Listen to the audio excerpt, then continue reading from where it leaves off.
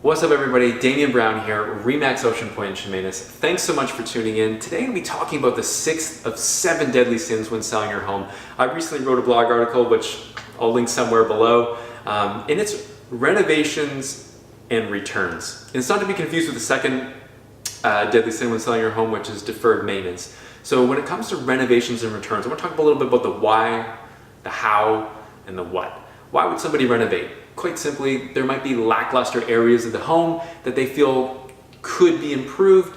By extension, the idea or the intent of which is, really to garner more interest from qualified buyers and of course increase the price. I mean, that's just plain and simple.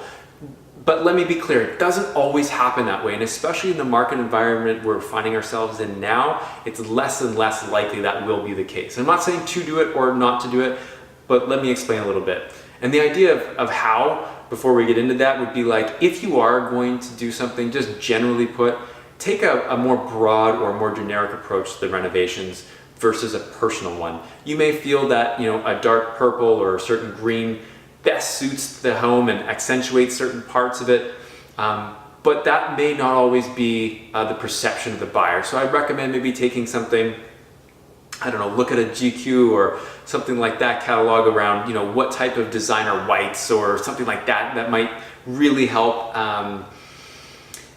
make it more easily visual for the potential buyers to place themselves in the home. Just food for thought. And the what? Well, what to do. I would very much recommend speaking with a local realtor that you trust. I mean, look, we're in at a home 24/7, 365.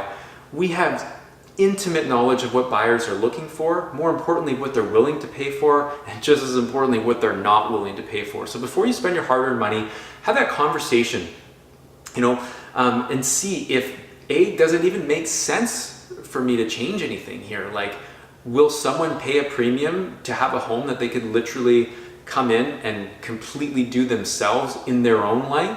Or will it make sense to make this and this modification? Will it net me the best results? And if you're going to go ahead and do this without talking to a realtor, you can find a lot of research online, but what it kind of shows is that there are 3 main areas that you're going to get your best bang per buck: kitchens, bathrooms, and interior paint. And that spectrum, what they're showing, is around 75 to 100% return.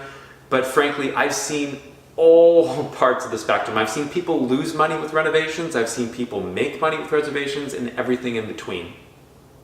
So I think it's important to kind of understand, like, what's your dollar cost average? What's your cost input? Are you going to be doing the work? Is somebody else going to be doing the work?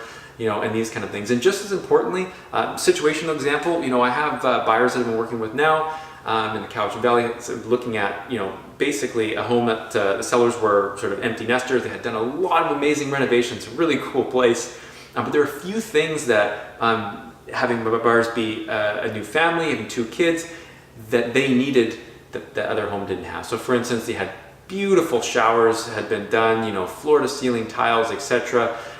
Just gorgeous. But, coming as a new parent, it can be a bit challenging. You need bathtubs, you need these kind of things. So, it's kind of one of those things that they would need, so they have to change it. And sometimes offers will come in that may not make sense to you, but they make sense to the buyer just because there's certain things that need to be done to make it optimal for them. So again, talk to your local realtor is my suggestion. If you are going to do something and you're going to do it anyways, go with some of the basics, keep it generic, and look at the things that are going to net you the best results in a conducive market environment, to say the least.